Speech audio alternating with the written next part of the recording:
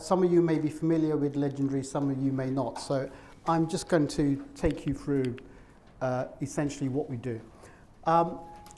The essence of why Legendary is, before I started working on Legendary, I was essentially involved in investing in companies, turning them around, helping lots of startups to grow to large companies. And then in 2010, this opportunity came up to do this through a public listed platform, which was Legendary. It was a shell company. And I thought about, should I continue doing this on my own balance sheet as such, or should I do it through a listed company? And after a discussion with various people, I thought it would make sense to do this through a listed company for the following reasons. The first thing is, small companies, no matter how good their managements, no matter how good their product, no matter how good the timing, etc., they have certain problems which usually prevent them from growing very large. And this can be summed up in two things. One is what I call the big thinking problem, which you don't have to be a public company to inject that. So if you get involved in the companies and you've grown companies from small to large, you can inject that thinking. It's about working on the company rather than working in the company. But the second big problem small companies have, and I'm talking about not listed companies, is the credibility problem. And the credibility problem is about, are they safe to buy from? So for a small company to grow very large, they have to win a contract with a giant. And most giants will not buy from small companies because the executive that buys from small companies, no matter how good their product or otherwise, if they buy from that small company and the product goes wrong, the executive will lose their job. If they buy from the proverbial IBM and the product goes wrong, they won't lose their job. So this is what I call the credibility problem. Let's see if this works. Brilliant. And by making the investment through a listed company, you could overcome that, because every time you make an investment, you have to talk about the listed company through RNSs. Every time the company reaches a milestone, you have to talk about it. It gives a financial audience, suppliers see it, customers see it, and the RNS on the London Stock Exchange is a very credible messaging mechanism. So it would work for companies, but then the question was, why would shareholders want to get involved in this? And we thought about that, and that was a bit of a slam dunk. People that invest on AIM like taking risk and like to see multiple returns, and that's why they invest on AIM. But a lot of them say, wouldn't it be great to get in at pre-IPO or even before they list, because the returns there for the successful companies are far, far higher than once they're already listed. And this platform allows you to do that. So if you're investing in listed companies, you get exposure to the unlisteds that we are invested in, and not just invested in, but we're helping nurture, we're helping to grow them, etc. And the idea is, at some point there's an exit, and the exits are listings or trade sales. So you can all go and buy AIM shares, but can you buy the exciting companies that aren't listed? Maybe some of you can, maybe some of you can't. The key thing is, through us, you get exposure to those companies. Bingo. So how do we do this? Well, basically we focus on a concept called asymmetric return. It's a fancy way of saying, we'll put down £1 in the hope of making £10. If it doesn't go right, we'll lose £1. It's not symmetric, but that's the most you can lose. And so we don't focus on sectors. We look at the financial return possible from a company, but the companies which are in sectors that exhibit that tend to be technology companies, they tend to be O&G companies, they tend to be mining companies. Mining company gets a license. If the license proves to be valuable, you get a massive return. So it can happen. It's not going to be in bricks and mortar retail, because bricks and mortar retail is not growing so fast. We spend an inordinate amount of time with management. You can have a good company and bad management, and you'll have a bad outcome. You can have a bad company and good management, and you'll have an okay outcome.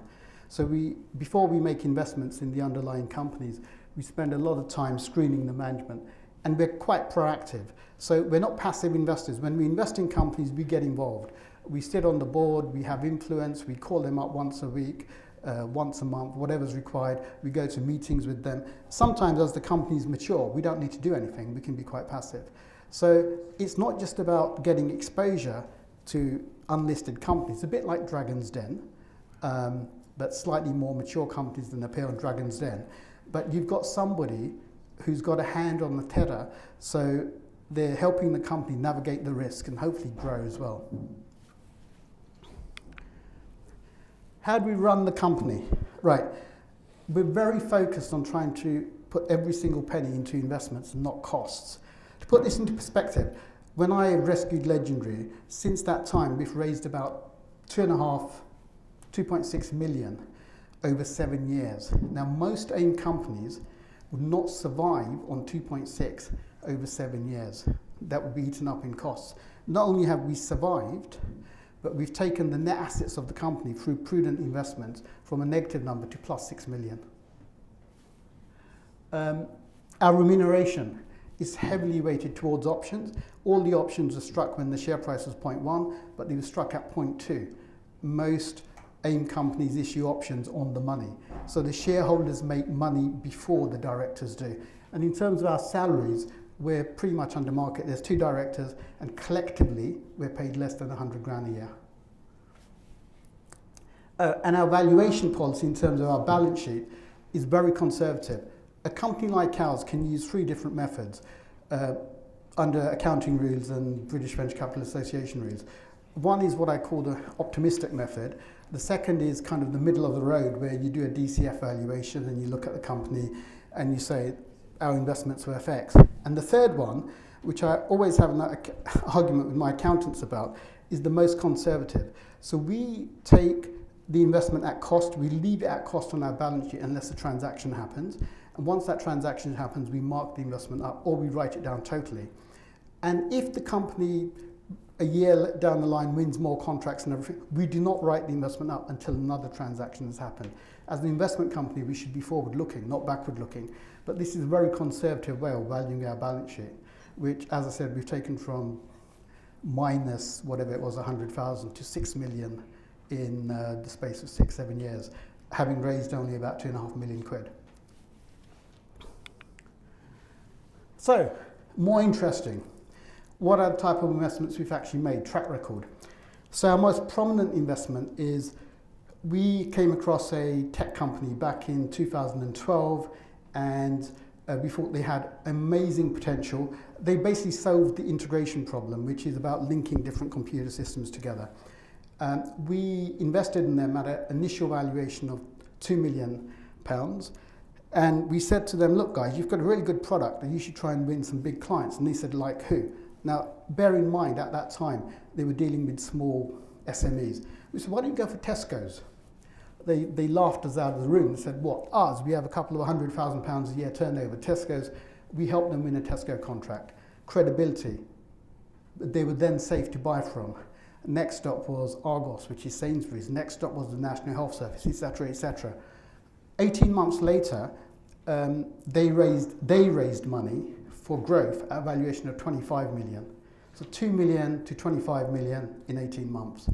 And then last year, a VC put money in them at a valuation of 66 million. So that's 3,300% return. And the stated objective of the company is to list in the next, I guess, 12 months to 24 months. And when they list, we think they're going to be much more valuable than 66 million. We've got a 7% stake. Why do I think they're much more valuable than 66 million? Last year, a broker put out a valuation on them at 237 million. We hold them at 66. About a month ago, MuleSoft, which is a company on the West Coast, which does what they do, but technically it's different, but it does what they do, was purchased by Salesforce.com at a valuation of 6.5 billion. So that's an investment that's gone pretty well. By the way, on our balance sheet it's at 66 million, which works out at about 0.1415 pence per share. Our current share price is 0.12. IBS Corp. It's a banking services platform which we're trying to launch out of New Zealand for various reasons. When we got in at inception, we paid tuppence for it. when we applied for the license, the response was so good, the initial funders converted their debt to equity at a valuation of 10 million. So we went from tuppence to 10 million in the space of about 4 months. We're now awaiting the license. We're reasonably confident we'll get the license, but regulators are regulators. And once we have the license, this is a banking services platform that can basically do everything a bank can except deal with retail customers. And we don't want to deal with retail customers. So again, Legendary has a 12% stake in that. That is not even on the balance sheet yet because it happened post the interim close date. Crowd for Angels. So Crowd for Angels is a crowdfunding platform. We've taken a stake in that. If it's successful, we reckon it will be sold. Our stake was at a 3.7 million valuation. If it's successful, it will be sold for tens of millions. If it's not, we'll lose 300 grand. Asymmetric again. Circle Oil Tunisia. Circle Oil Tunisia is some of the assets from the original Circle Oil, which the original founder has bought, and we managed to get a stake of about 1.5–2%, and we're holding it at 100 grand. Now those assets, Circle Oil back in 2014 announced that they have potentially 100 million barrels of oil.